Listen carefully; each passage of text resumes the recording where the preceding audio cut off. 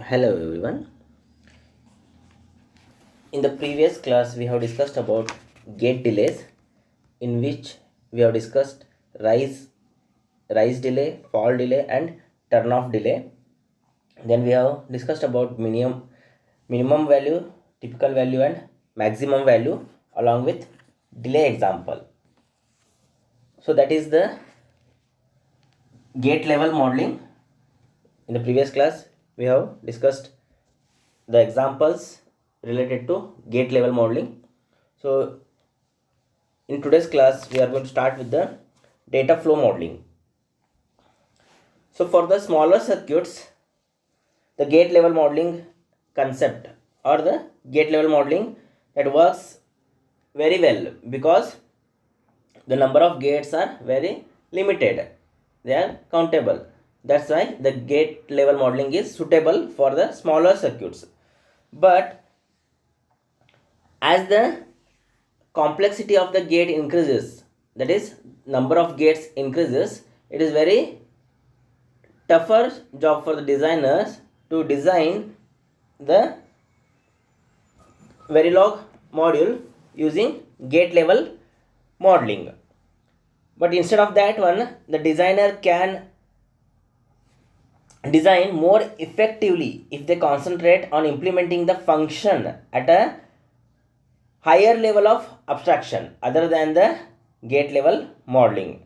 Therefore, data flow modeling provides a powerful way of implementing a design. So it is the method of one more type of modeling in which it allows a Verilog HDL program that allows a circuit which is to be designed in terms of data flow between the registers. How the data flow between the registers and how the design process data rather than instantiation of individual gates. So it is much easier than the gate level modeling, in which it belongs to the data flow between the different registers. So here companies don't expect the program to be designed using a gate level modeling because it is a complex design process. So currently the automated tools are available to create a gate level circuits from a design from a data flow design description. So as it is readily available, so this process is nothing but a logic synthesis. So data flow modeling has become a very popular design approach or design process as logic synthesis tool have become very sophisticated. So this data flow modeling approach allows the designer to concentrate on optimizing the circuits in terms of data flow. So for maximum flexibility in the design process, the designers typically use a Verilog description style that combines the concepts of gate level, data flow, as well as the behavioral modeling concepts. So the mixture of all the three different type of modelings will give the maximum flexibility in the design process. So one type of modeling that we have discussed, that is gate level modeling, or you can also call it as a structural modeling. This one is the second one, the data flow modeling, in which the how the data flow between the registers that we are going to discuss. First, let us discuss the continuous assignment. A continuous assignment is the most basic statement in data flow modeling. It is used to drive a value into a net. So as we know, what is net? Net is nothing but it is a wire usually in Verilog HDL. So most probably we use wire most of the time. So continuous assignment is most basic statement that allows the data flow modeling. So it is used to drive a value onto a net. So this assignment replaces gates in description of the circuit and describes the circuit at a higher level of abstraction. So as we compare with the level of abstraction, the gate level modeling is the lower level of abstraction, whereas it is one step higher level of abstraction. The data flow modeling is a higher level of abstraction as compared to the gate level modeling. So the assignment statement start with the keyword assign. Remember here, the keyword assign is the only statement, only keyword that is used in data flow modeling, purely data flow modeling. So the assign is the keyword that is belongs to data flow modeling. So that keyword is used. So here this is the syntax of the assign keyword. So observe the syntax. Continuous assign. Assign is a keyword here.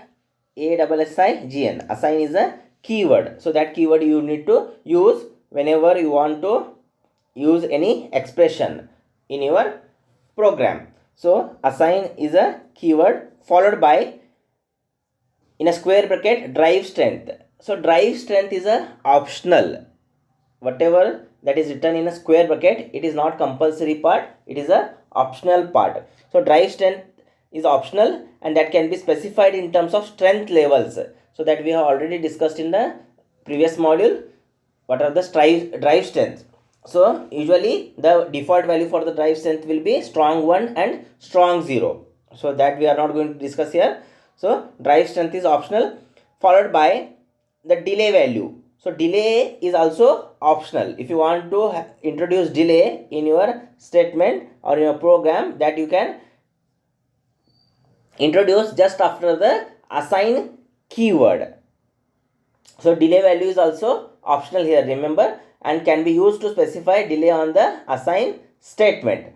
So this is like specifying the delays for gates. So previously whatever we have discussed, the delays in gate level modeling, similar to that one, if you want to introduce a delay in the data flow modeling, you can use it after the assign keyword. So delay specifications you can do in this way. So assign followed by drive strength is optional, delay is optional, followed by list of net assignment. So you have to list the net assignments. So what is net? They are nothing but the wires. So which all are net assignments are there? Those are going to be listed followed by a semicolon. So what is list of net assignments? So the list of net assignment is nothing but it's a net assignment, or it is net assignments, that is number of net assignments. If there are more than one assignment, you can separate it by comma. So that is shown here, net assignment in bracket, again comma, net assignment. That means if you have only one assignment, no problem. If you have multiple assignment, they can be separated by commas. Then what is net assignment? Net assignment is nothing but it's a net value is equal to expression. That means the left hand side of the assignment must always be a scalar or a vector. So here net value, the left hand side of an assignment must be always a scalar or vector net, or it can be a concatenation of a scalar and vector nets. I hope you know what is concatenation. You have come across this concatenation term in C programming. Here also in this module we have a concatenation operation that we are going to discuss it later, which is used to join two or more variables or signals. So it cannot be a scalar or vector register. Remember here, the left hand side of the assignment must be always a scalar or vector net, or it can be a concatenation of a scalar or vector net, but it cannot be a scalar or vector register. That means it can be only a net. It cannot be a register. That net can be either it can be a scalar, either it can be a vector. Continuous assignments are always active. Remember here, continuous assignment statements are always active. The assignment expression is evaluated as soon as one of the right hand side operands changes and the value is assigned to the left hand side net. You have an expression. In that expression you have multiple net values, so that is going to be on the right side of that expression. So if any one value changes, the value is assigned to the, it is going to be evaluated and the value is assigned to the left hand side of the net. So if any value changes in the right hand side, it is evaluated and it is assigned to the left hand side. Remember this. So the operands on the right hand side can be a register or nets, or it can be a function calls also. Registers or nets can be scalar or vectors. So remember here, the right hand side, it can be a register or it can be a net, or they can also be a function calls. So registers or net can be scalar or vector. Scalar is a 1 bit, vector is multiple bit. So delay values can be specified for the assignment in terms of time units. So as we have discussed, delay can be specified, it is optional part, but if you want to specify, that can be specified in terms of time units. So delay values are used to control the time when a net is assigned to the the evaluated value. So delay, usually they are going to be used to control the time when net is assigned the evaluated value. So this feature is similar to specifying the delays for the gates. So whatever we have discussed previously in the gate level modeling, it is same as that one, that is specifying the delays in your statement. So it is very useful in the modeling timing behavior in real circuits. So as real circuits usually have the delays because of number of reasons, so those can be specified here in the Verilog HDL programming. So this will helpful in modeling the program.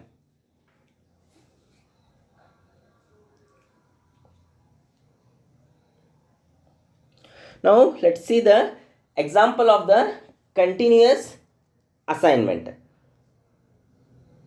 So here there are number of operators are going to be introduced, that is and, cap, or, concatenation, etc. That will be covered in the later part of the same module.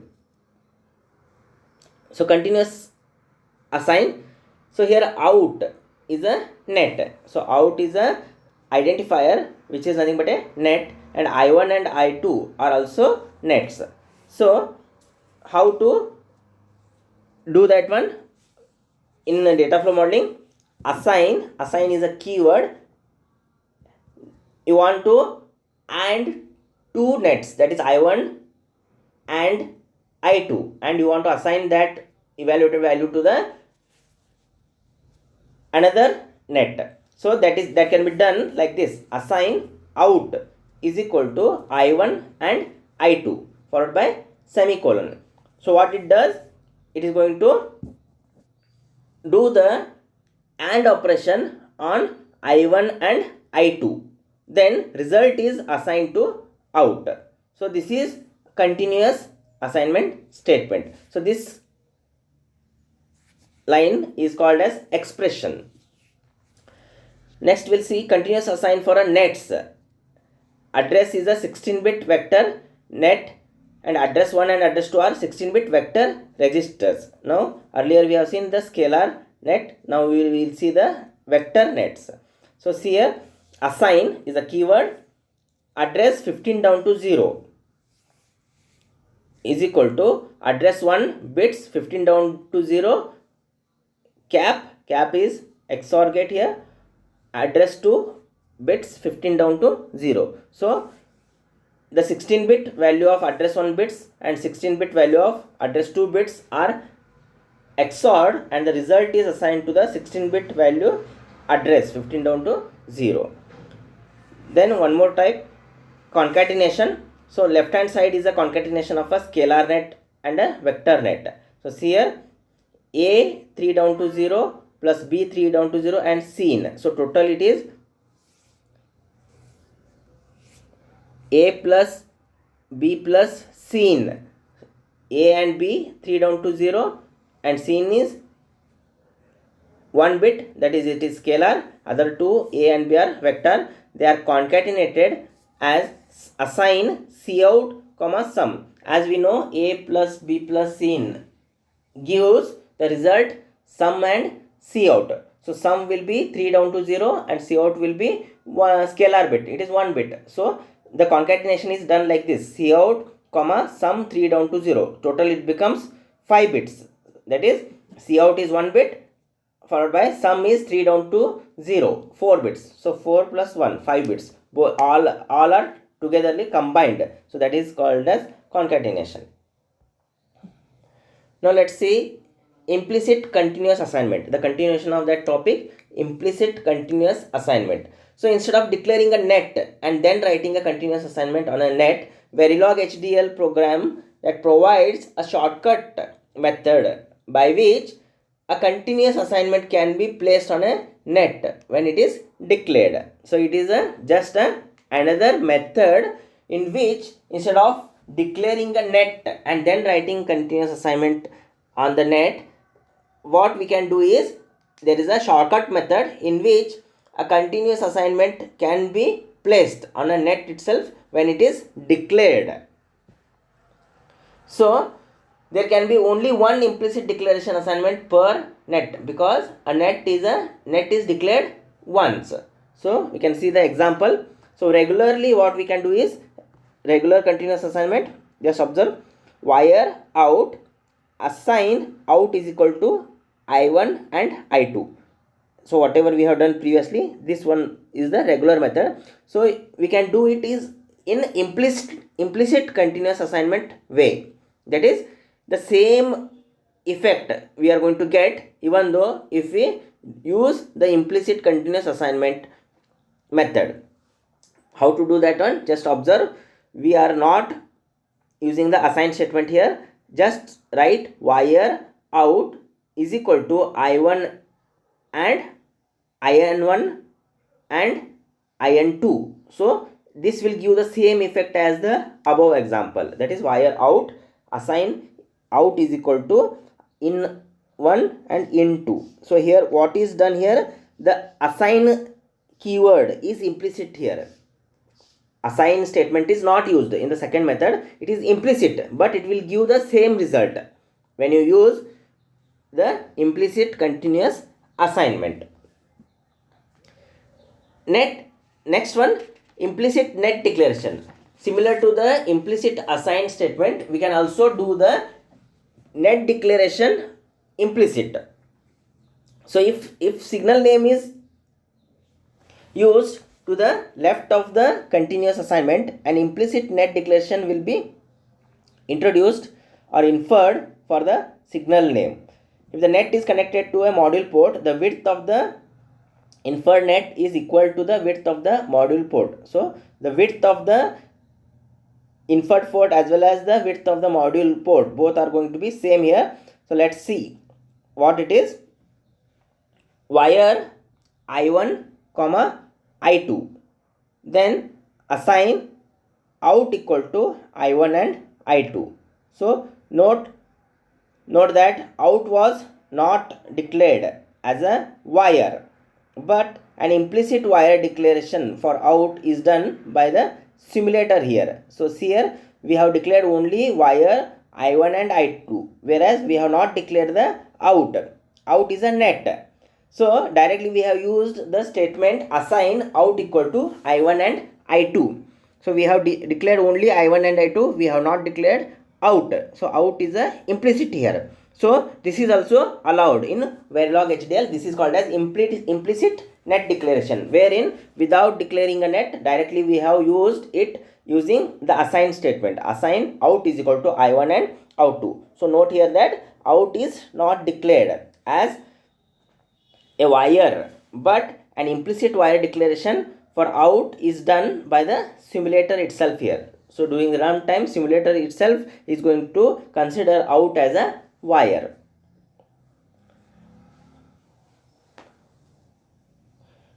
Next topic, delays.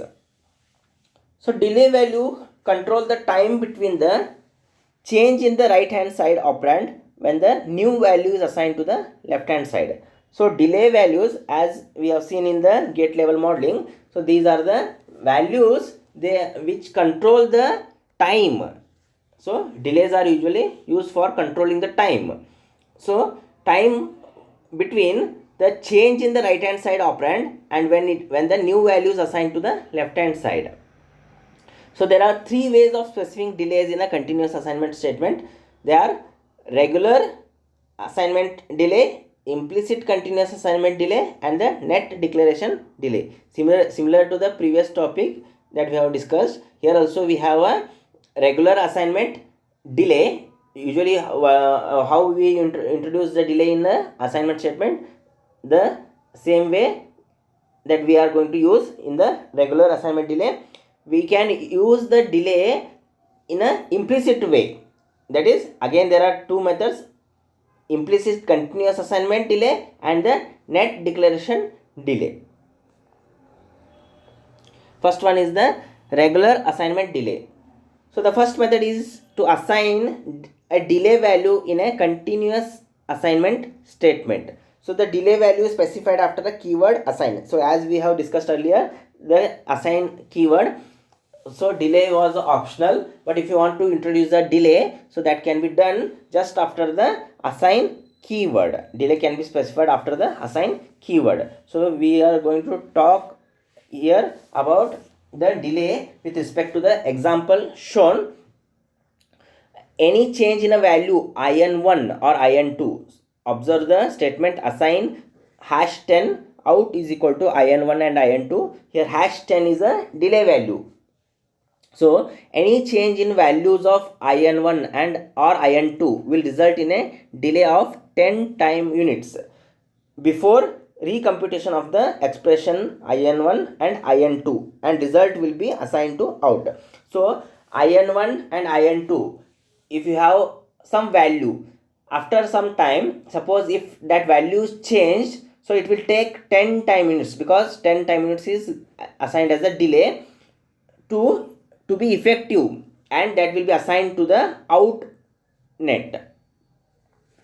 So if in1 or in2 changes value again before 10 time units, when the result propagates to out, the values of in1 and in2 at the time of recomputation are considered. So what is the meaning of this one? So in1 and in2, if it changes again before the 10 time units, then whatever the evaluation that is going to be done earlier, so that will be effective here. So this that means here minimum 10 time units are required, otherwise it will not be considered. So this type of delay is called as inertial delay.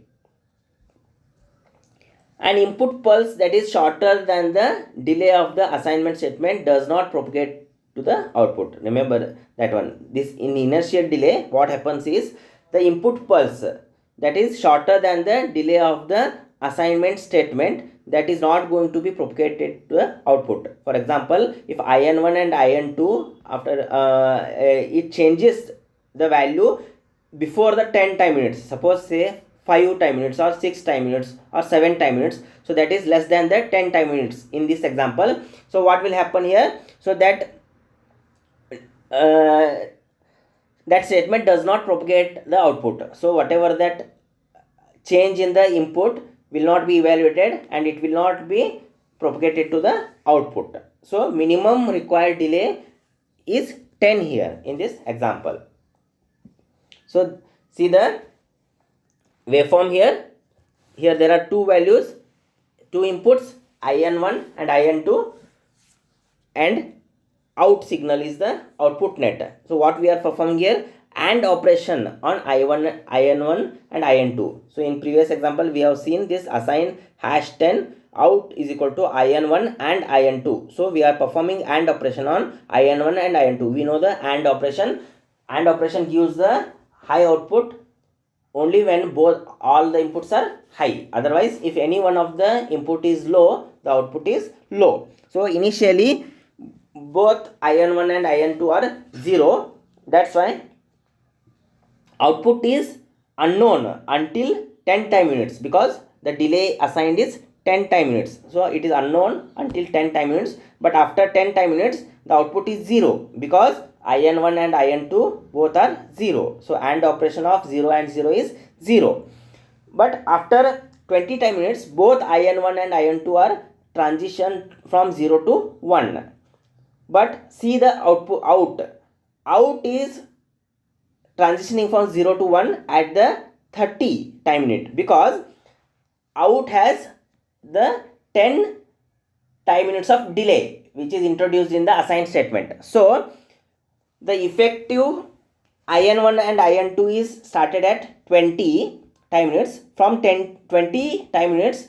So total time unit required for to be effective for out is 10 time minutes. From 20 to 30, 10 time minutes are elapsed. So 30, at the 30 time minutes, as both IN1 and IN2 are 1 1, the output of AND gate AND operation, IN1 is equal to 1, IN2 is equal to 1, 1 and 1 is 1. That's why output is changed to 1 at 30 time minutes. So when signal IN1 and IN2 goes high at 20 time minutes, out goes high 10 time minutes later, that is exactly at the time equal to 30. Then IN1 and IN2 are remaining high for up to 60 time minutes, but IN1 is changed at 60, that is it becomes low, whereas IN2 remains high only. Then as the change in the value in IN1 at 60, the out is going to change at 70, because from 60 10 time units is consumed. So at the 70 time units the output is changed to 0, because 0 and 1 is 0. Now observe, IN1 is changing to 1 again at 80 time units, but it is not holding its value, that is 1, up to 90. It again changed to 0 at the 85 time unit, that is only it is having a logic 1 on IN1 value for 5 time units. As this 5 time units is less than the 10 time units, so this change will not be propagated to the output. So output will be, even though from 80 to 85 is high and IN2 is also high during that time, and 1 and 1 must be result into 1, but that will not be happening here, because the propagation the time given for the high pulse is only 5 time minutes, 80 to 85. So this is less than the given delay time, that is 10 time minutes minimum required, that is not achieved here. That's why the output will not be propagated. Before the value of recomputation, whatever was there, that will be propagated. That means output remains low only. So hence at the time of recomputation, 10 units after 80, IN1 is 0, therefore out gets the value 0. A pulse of width less than the specified assignment delay is not propagated to the output. The same thing is explained here in this slide. Next, implicit continuous assignment. So in previously we have seen the regular assignment delay, just other way how to use that delay using implicit continuous assignment. So it is an equivalent method. It is the similar method to use an implicit continuous assignment to specify both a delay and an assignment on the net. Just observe the example. Wire #10 out IN1 and IN2. This is same as separately declaring wire out assign hash 10 out equal to IN1 and IN2. So what is the difference here? Assign statement is missing in continuous assignment delay. So both are valid. So the declaration above is called as implicit continuous assignment because assign keyword is implicit here. So the declaration above has the same effect as the defining the wire out and declaring a continuous assign on out. Now net declaration delay. A delay can be specified on a net when it is declared without putting a continuous assignment on the net. If a delay is specified on a net out, then any value change applied to the net out is delayed accordingly. So net declaration delays can also be used in a gate level modeling. So here the example, net delays wire hash 10 equal 10 out, assign out equal to IN1 and IN2. So the above statement has the same effect as the following: wire out, assign hash 10 out equal to IN1 and IN2. So both these are going to do the same thing. So this is net declaration delay. So you can introduce a delay while declaring the net itself. In the first example, that's wire hash 10 out, then you can just use the assign statement, or else you can separately declare the output net using wire, and you can use the delay as a regular assignment statement or assignment delay, as in the second example. The first example is the net declaration delay. Thank you for watching the video.